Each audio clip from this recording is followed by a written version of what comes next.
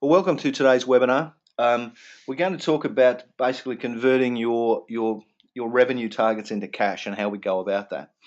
And uh, just a little bit to start, we're going to do some polls in today's webinar as well. So I'm going to try a little bit of the technology on you. If the poll doesn't seem to disappear, which happened before, then you might just type something quickly into the question box and let me know what's going on. But we'll get to that when we do it. So we're going to do some polls. We're going to get some feedback from you. I'm going to work you through the workbook a little bit, and we're just going to start some stuff. We've had a great response to our webinars, and also a lot of inquiry about starting up a mastermind group, which is all about driving implementation in your business by I guess getting people together to focus on these activities, really work them hard through your business, and then also to have an accountability coach that cracks a whip on you and keeps you going. So keep your eye out for that. We're going to send out some details soon around probably look at a horticultural group and probably a specialist business group as well. So we'll be getting stuck into that. And if you subscribe to our newsletters, we'll keep you updated in that as well. So today's webinar is really about converting your revenue targets into cash. And for me, I guess when I start thinking about this, it's a really big challenge for lots of businesses. And the reason that it's a challenge, and it probably shouldn't be a challenge, but it is because we often don't set targets that make sense. So many people aren't actually setting any targets that make any sense at all. So we're setting targets that are built around, you know, whole dollars or something else, or an hourly budget or something, and it's really hard to break that down.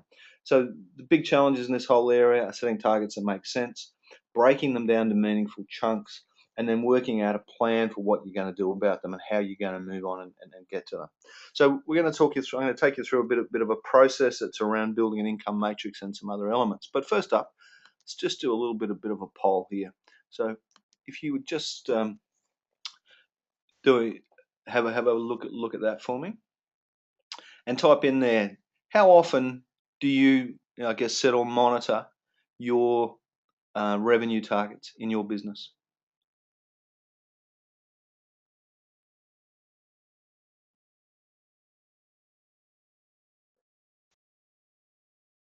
It says annually, 6 monthly, quarterly, monthly, or never.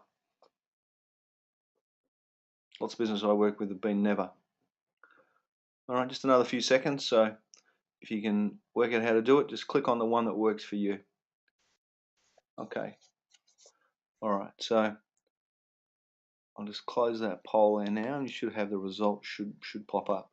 So 67% of you are doing it monthly, which is excellent, probably better than I thought. 17% quarterly and 17% on a 6 monthly basis. That's probably much closer to the results. Sorry, I'm just working this out here. So just share the results with you there. As you can see, nobody's checking their budget annually. I think if we had a few more people, we'd get a little bit more of that. And there's a whole heap of people that never really look, never. Now, what I find is that lots of people, when I say, check their revenue and convert their revenue, they're talking about having a look at the bank statement or maybe a bit of a sales thing. All right, so now that should hide the results from you. So let's talk about the process. So the process that I use in doing this sort of thing with my clients is, first step is, it's quite a simple process. We'll build an income matrix. And an income matrix is a simple budget that looks at revenue or income in your business. And we're just going to break that down.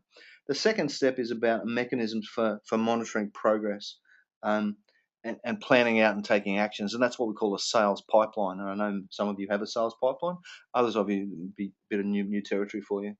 The last thing we then do is around marketing activity, because we need to generate leads for our business. So marketing is all about the process of generating leads, and we need to be consistent in doing that. And then lastly, we need to have some sales activity that helps us convert, I guess, leads or prospects and convert them into customers. So let's just sort of do that, because if you think about it, it's moving from that revenue plan through to cash at the end. And that's really what we're looking for here. So the first step in the process is about building an income matrix. And here's a simple income matrix for you. And for me, a simple income matrix is, I guess, a simple plan that breaks down our revenue or income targets into a couple of key things. It breaks it down by customer group and it breaks it down by product or service type. And we put an average fee value for some of those services or products. And I'll give you some other examples from other industries in a minute. And then we simply allocate how many of those product or packages are we going to sell to a particular customer group.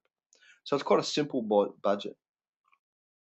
And the key to it for me is that it breaks down, pardon me, it breaks down our targets into manageable chunks, particularly when we start to look at where are we now and where we've got to go. And I'll show you that example in a minute.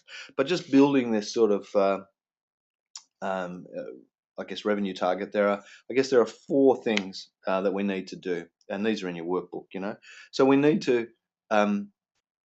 identify our customers. So we need to make sure that we have identified who our customer groups are. I'm not talking about individual customers here. I'm talking about having them as large chunks of customers, so typical customers. And then we need to identify our products, not by SKU, but by chunk again, large sort of products. For each of those products, we need to talk about what's the average value of one of those products. And then we can start to say, how many of those product groups am I going to sell to these things? So if you see the example here, for industry T, we've delivered 20 packages of service quality X, and they're at $5 each, $5,000 each, sorry. So that's $100,000 in fees we've generated. Now the figure in the bottom right-hand corner at 460,000 there, that is our revenue target. Okay, so that's our total revenue target. So what you do is you need to have understanding of what your vision is and where you want to take your business and what that target is for the coming year. And then here we are, we're going to break it down by customer and product to give us a nice overview of that. So the benefit is that you end up with, there are no sort of regular targets, sort of large dollar targets or hourly rates or hourly things to work through, which are really nebulous and hard to get your head around. So, if you're a professional service business and you're trying to say we're trying to sell 10,000 hours this year, then you go, I don't know how to do anything with that because it's just a big chunk of hours. So you've got to break that down into manageable chunks and products. So this one here is a produce business, for example, a horticultural business, and you can see here that we've broken up the model into premium products, composite products, and export pack home delivered, and a range of different customers types. We put average values per box or per case there, and then you multiply them out to give us a target of 1.1 million basically in the corner. Now, if we map out where are we now and what we expect to have coming in the door, and then add to that what our expectations are over and above that, you end up with what the gaps are. And say, for example, we might end up with some gaps here where we say, righto, we might end up with a gap of, say, 8,000 boxes of composite to get, 5,000 boxes for export, and 500 boxes to be home delivered. Well, that's much easier than saying we need to generate an extra, $250,000 in revenue and where we're going to get that from. Because now you can sit down and say, righto, let's have a discussion with our agents about selling that additional 3,000 boxes of composite to them. Let's go and talk to some export customers who like to take composite and see if we can't lift what they would normally buy from us, because maybe it's a product we don't normally have. So composite, for those you don't know, is a lower quality product. Let's have $5,000. Let's go and talk to one of our export partners about lifting, or find another export partner to take 5,000 boxes for export, and let's work out how we're going to build an extra 500 boxes for our home delivered product. Okay, and that could be another 50 or 60 customers to take a box a week. So it's something around that. So it's very simple. We break it down. It leaves us with some targets. I find that having these gaps is understanding the gaps and what we have to do and breaking into manageable chunks helps us to focus our activities. So once we've got our activities focused, then we can really start to say, righto, where have we got to go and what have we got to do? So an income matrix, really quite simple. Now we're going to give you some spreadsheets. So as part of the resources, as part of this webinar, we'll give you a spreadsheet. That spreadsheet has an income matrix in it, an example income matrix, and an example sales pipeline. And we're going to talk about sales pipelines in a minute. But setting up your income matrix, map out your plan, work out the gaps in tangible chunks that you can work out what to do, so that you understand the difference between now and where, and then basically work on averages and not absolutes. Okay, so the key elements of your income matrix are customer, client groups, product services, your average sales per unit, and then the number of units sold. Okay, so they're the things you need to be aiming for. Okay, so the next step in our process. Oh, sorry. Before I move on, any questions on the income matrix? If you've got a question, just start to plug them into the questions area. As I mentioned before we got started, if you have any questions, just start typing them into the box as we go, and I'll stop and we'll have a break at each after each sort of section, and we'll talk through some of these elements on this. But if there's no questions, I'll keep pushing on. All right, so the second step in our process is about the sales pipeline. So the sales pipeline is, I guess, it's a tool for monitoring and managing sales in your business. For me, it tracks the movements of prospective sales through the pipeline to a logical conclusion, and that can be either you win the job or you don't. And to be honest, it's the hallmark of all the high-performing businesses that I work with. I don't work with a high-performing business that doesn't have a really good sales pipeline that they manage and things that they do. So sales pipelines are really important. So another quick poll here. So do you have a sales pipeline that you monitor in your business?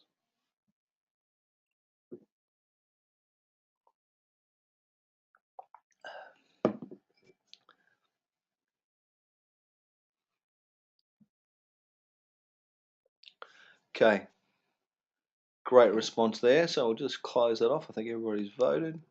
Share those results there. So you can see 30% of you saying yes, about half of you saying, well, sort of, and about 30% of you saying no. Pretty good normal distribution, and it's what I'd expect. But if there's one thing you take away from today's webinar, it should be that you need to put a sales pipeline in place. So let's talk about sales pipelines. Sorry, I'm just driving the technology. Here we go.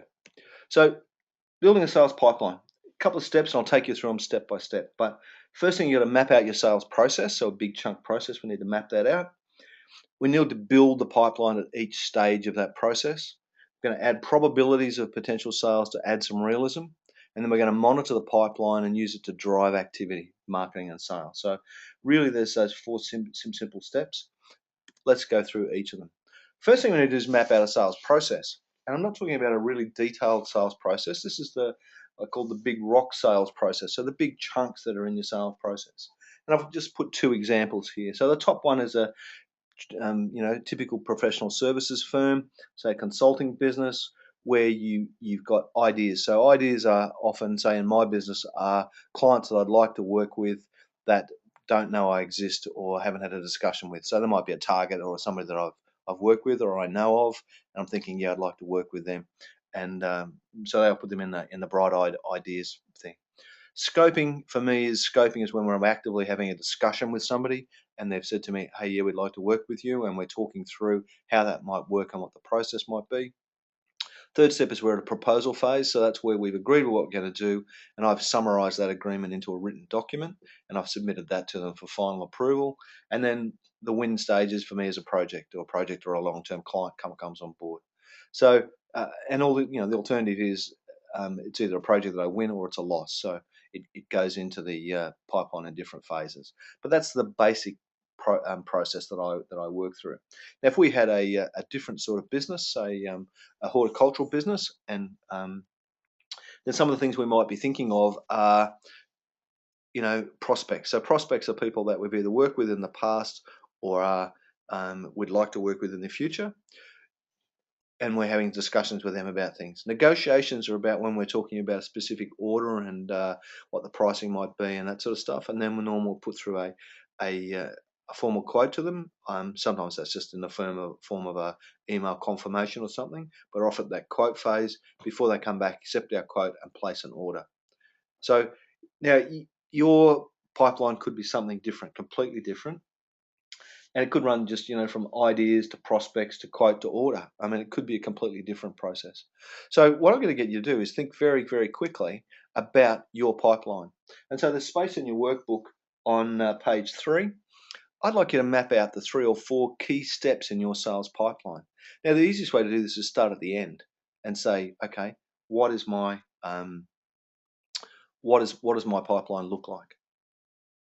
Yeah. So start at the end. What's the finish? Is it a project? Is it a product you sell? Is it a service? What is it? And then move back through. Now, if you've got an online business, your process could be very different. So it could be, you know, about lead generation and SEO and bringing people to your website, all sorts of other things. So work through your process. What are the steps in your sales pipeline? The big steps. Now, once you've got some steps, if you feel brave enough, we type them into the question area. So just type in the 4 steps. Yeah, and they should be fairly simple. They should be sort of one-word things. All right, your time starts now.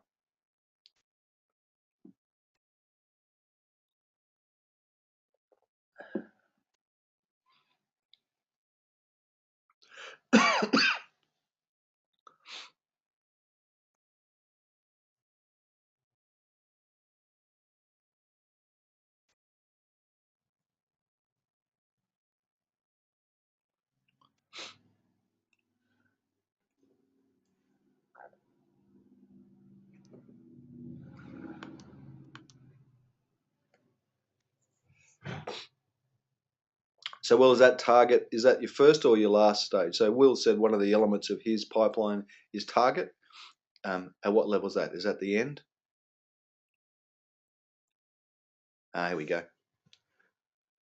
So we've got target, scope, proposal, retainer. Perfect. Okay, so that's very much around a consulting model. Yeah.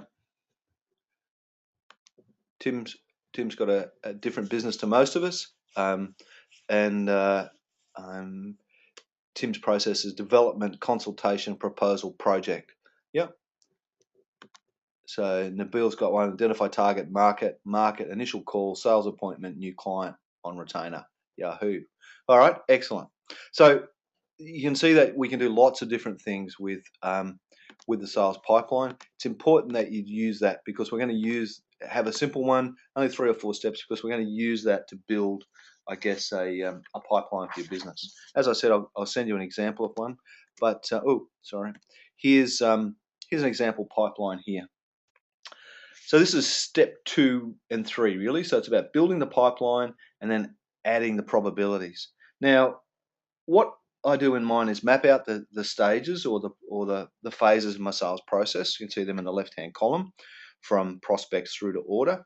And then for each stage, then I go through and list the customers or clients.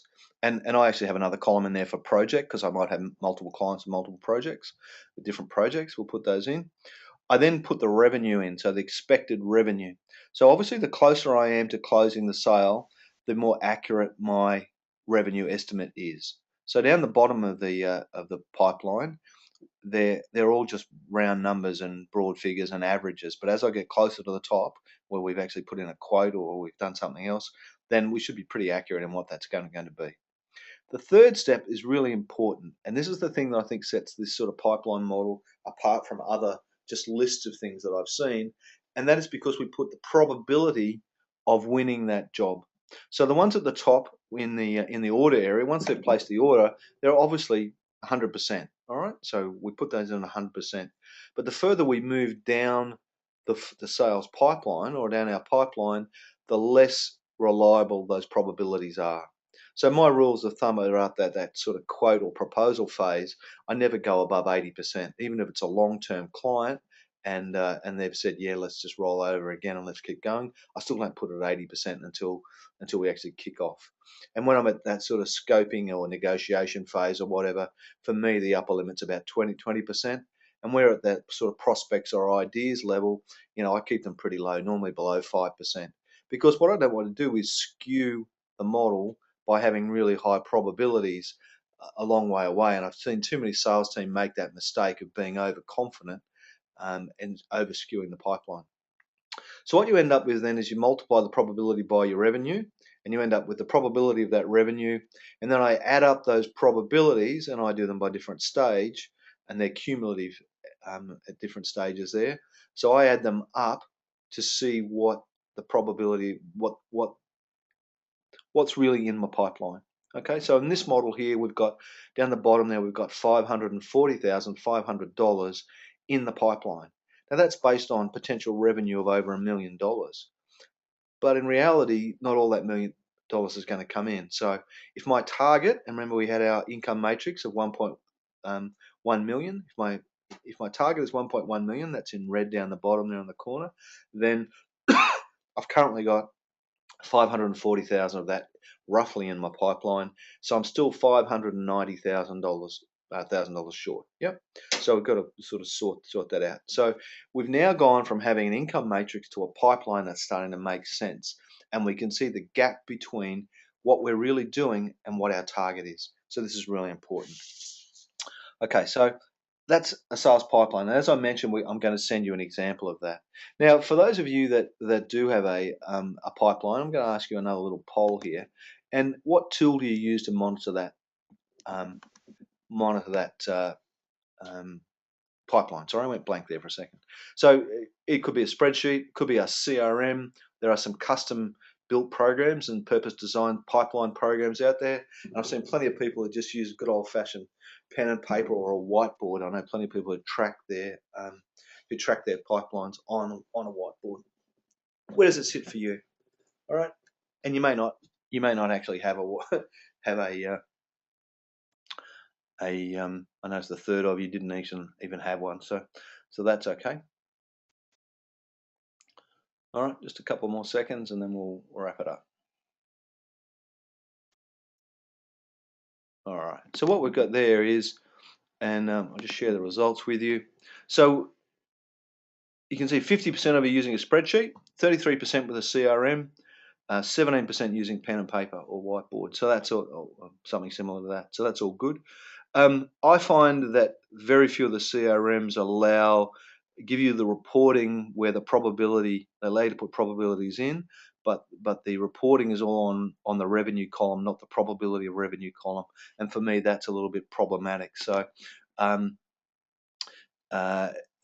that's an area that I'd encourage you to have a look at, because the real power is the probabilities in this. Okay, so question here from Will. Not sure on the purpose of the probability. Yeah. So, well, the point of the probabilities is so that you don't overestimate you. So you win the work or you won't, but often you have a better feel for whether you're going to win it or not. And if you're down at the prospects phase where the client might not even know you exist or is a target for you, whatever, your probability is quite low of getting that work. So to put it in at potential, say here, if we look at prospects on this one, there's a potentially $150,000 worth of business there that is quite a long way off. In reality, we've only put 12,500 into the pipeline, so it doesn't skew it. Okay, so I really see that there's some challenges to not having the probabilities in there. Now you've got to be a bit diligent in how you manage the probabilities and that sort of stuff. But I also do some things where I'm on a competitive tender. So I've got one at the moment where I'm one of two people that they're looking at. So it'd be crazy of me to put that in at 100%. I mean, I think I'm going to win the job, but the client may have other ideas on that. All right, so that's answered that question, I hope, Will. Ian's put a column that ACT does have the probabilities. I notice some of them do, but often they don't have reporting functions. So you put the probabilities in, but it won't let you report against them. So just be aware of that. Okay, so that's a bit about pipelines. We can spend a lot of time talking about sales pipelines, but really important that you have one and you monitor it. And it's really important that you use it then to say, right, how can I move customer A, say, where we've got 10% probability to $100,000, how can I move them up the pipeline? What do I have to do with that client to get them to the point where we can either submit a quote or a proposal, whatever we need to do in our pipeline? So it's about saying, what do I do to advance? So the technical term in sales stuff is, what do I need to do to get an advance on this client and move them to the next phase in my sales process? Okay, I look at my pipeline weekly, sometimes 2 or 3 times a week, certainly when anything changes, and I use it to prompt me to go back to clients and to follow up on opportunities and to do lots of things, because it's too easy to get caught up in being busy. All right, so that's our pipeline. Answered a couple of questions on that, so I am going to push on if that's all right, guys. Third step is about the consistent marketing activity. This is absolutely critical because marketing and sales are the things that the activities that we use to actually fill the pipeline. So let's talk about consistent marketing. Pardon me. So consistent marketing is really important because without it, I find we go from feast to famine. Okay, even in a seasonal business, it's really easy to not be consistent in your marketing, and then we spend uh, trying to play catch up all the time with people doing things. So I find that we have to be consistent in our marketing, and that especially means marketing when we're at our busiest. Yeah. So for me, that's really important. We're consistent in this. Down the bottom right-hand corner there, I talk about a 90-day contact program. Your 90-day contact program needs to be the basis that sits behind this whole behind your whole marketing program. And I'm going to send you, or in the resources, there'll be a thing on how to set up a 90-day contact program. It is the one thing you must do. A sales pipeline, 90-day contact program are the essential elements of driving great performance in your business. Now, when I talked about marketing with people or promotional activities, what I'm talking here is not your marketing strategy. We've already got that set up, but this is how we get out, and this is about marketing activities. So the three activities I get people to focus on are networking, broadcast activities, and one-on-one meetings or activities. Now, the proportion of effort you put into each of these will depend on will vary depending on your business. Some businesses you need to do a lot more networking than others, and other businesses you'll do a lot less. You may do even very little, but you need to do some.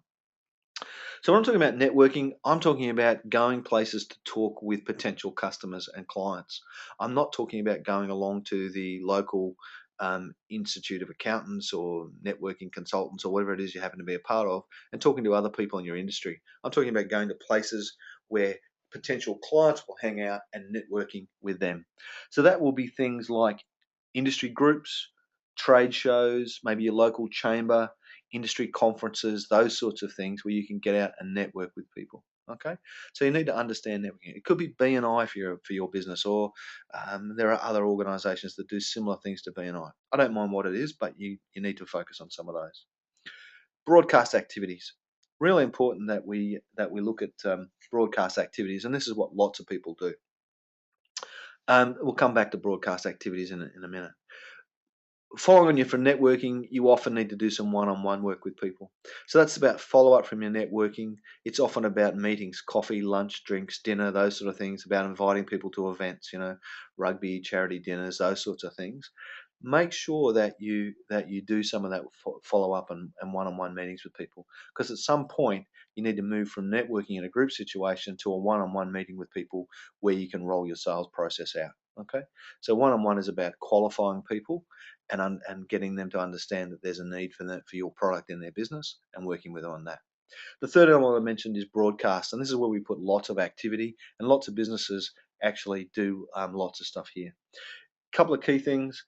Electronic newsletters are actually quite good. They're really good for branding your business in the marketplace.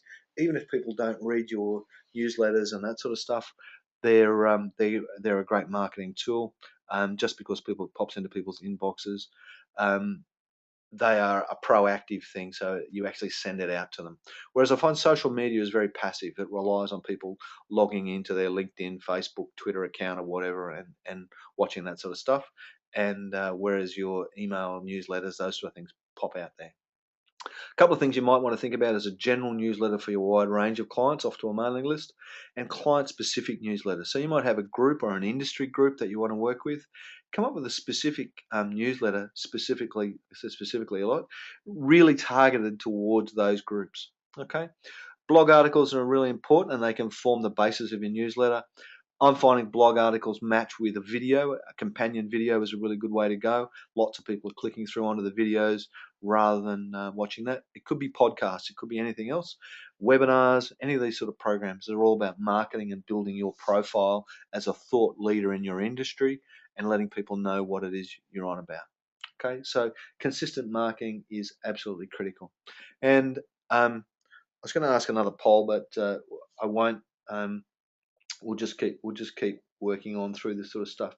Now, as I mentioned, you've got to be consistent in your marketing. Okay, you need to be consistent in this. Even when you're at your busiest, you still need to be doing things. So that might mean you still have some broadcast activities going on, or you still find time to go to a networking meeting or something else. Okay, but um, don't let it slip when you're at your busiest. Otherwise, you jump into feast and famine. All right. So, any questions about marketing? I've got a question here from Trevor. Um, what about your own website? Yeah, sorry, Tricia. Website's good. Website is normally a place to store your blog articles and your videos and all that sort of stuff. If you look at my website, you'll see that we've got all our blog articles and videos and everything are all stored there, and we send people to there from our newsletters.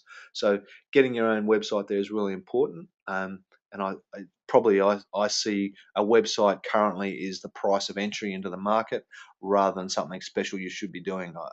You know, people need to have a website.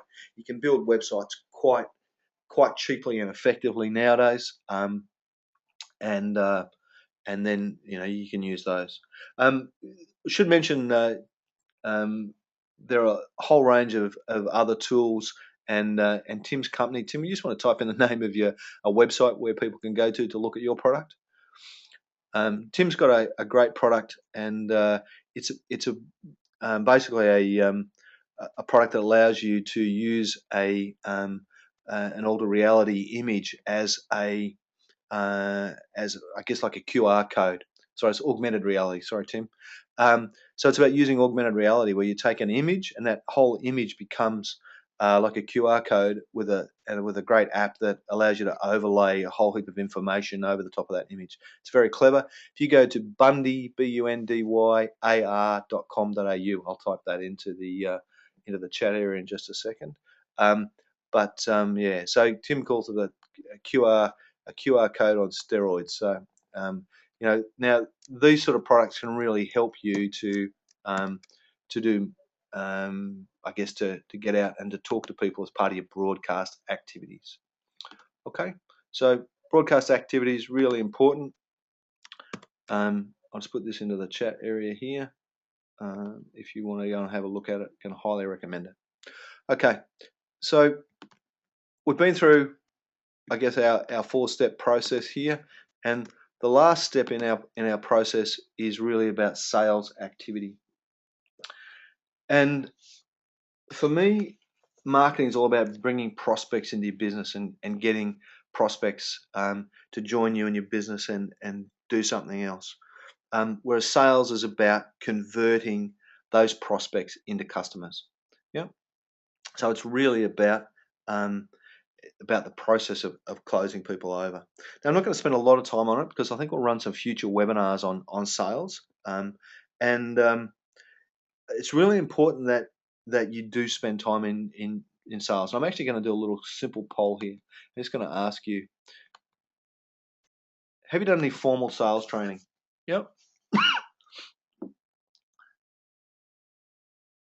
And then I'm talking about a course that's a day or longer.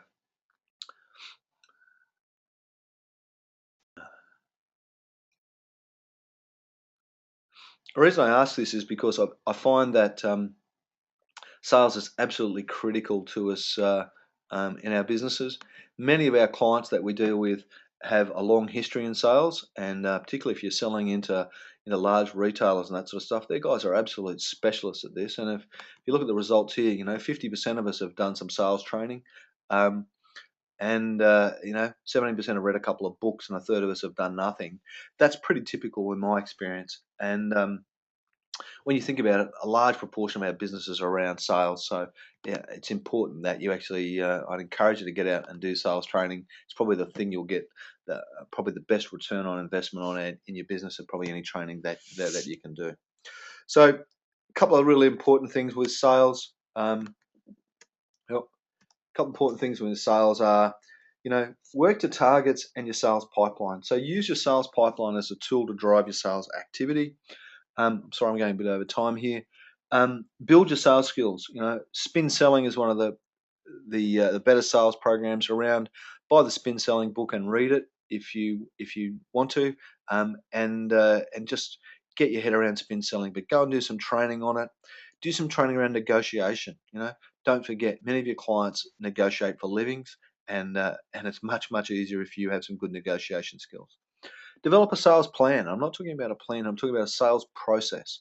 That simple process of build rapport with a client, understand their issues, provide some solutions, make sure you ask for the business. Too many people don't ask for the business, and then too many people fail to negotiate for objection. So if a client says, gee, that's expensive, you can't just sit there and go, yes. You've got to have an answer to that, and you've got to be able to negotiate your way out of that, around those issues, and talk about return on investment and those sort of things.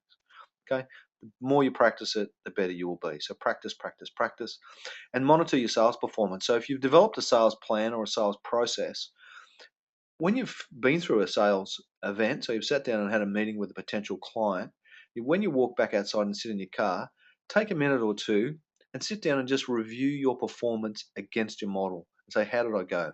How did I go at providing solutions and asking for the business? Did I really understand their issues? How did I go with overcoming their objections? Did I do a good job or not? And just work out what you've got to do for the next one. You'll find your sales performance will improve rapidly, extremely rapidly. All right, we might do some more on sales another day. So any quick questions on sales before we close up?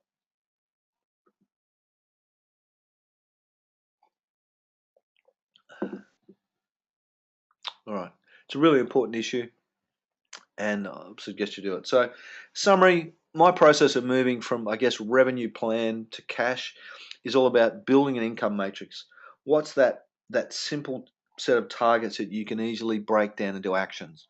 Rather than just having a big target like $1 million, let's break it down by product and by customer group so that we actually got some clear targets of what we need to do. Who do we need to go and sell, and what do we need to sell? So how many new clients do I need, and what products do they need to buy from us? Okay, that's really important. Monitor your sales pipeline. Set up and monitor your sales pipeline. If you don't take anything away from today, please set up and monitor a sales pipeline, and use it to drive your activity in your business. Build on your marketing activities. Be consistent and keep doing them regularly. And then work on your sales activity. Improve your sales skills, all those sorts of things, so that you become better and better and better at sales. All right, that's for today. I'm going to open up the microphones in a minute and see if anybody wants to ask any questions. Before I do, our next webinar is in 2 or 3 weeks out. It's on Thursday, May the 15th. It's 5:30 p.m. Sydney Melbourne time, and it's going to be on 5 tips for improving the productivity of your meetings. One of the biggest time wasters and the biggest loss of productivity for most businesses is around meeting productivity. And so I want to do a webinar based on that, and got some great tips and tools on that. The other thing is, any of you involved in horticulture or may have friends, family, relatives, colleagues, whatever involved in the horticulture industry, we applications are currently open for our 2014 program, where we provide comprehensive training, coaching support, all that sort of stuff, to help horticultural businesses drive the productivity and grow their businesses. It's a free program funded by HAL. There are some external costs in terms of travel and accommodation, but all the tuition, coaching support, everything else is provided through Horticulture Australia as part of the Horticulture the Next Generation program. So if you know people, they can go to the website there at the bottom of the screen, and or send me an email or whatever, and we'll help them out. All right, that's all we've got for today's webinar, and thank you for attending. If you like, I'm happy to. If you've want to ask a question and you've got a microphone, just type, yes, please, or something into the question area, and I'll open up the mic for you. Or if you don't have a mic, then you're most welcome to just type your question in, and we'll talk about that. Any questions? Please let me know.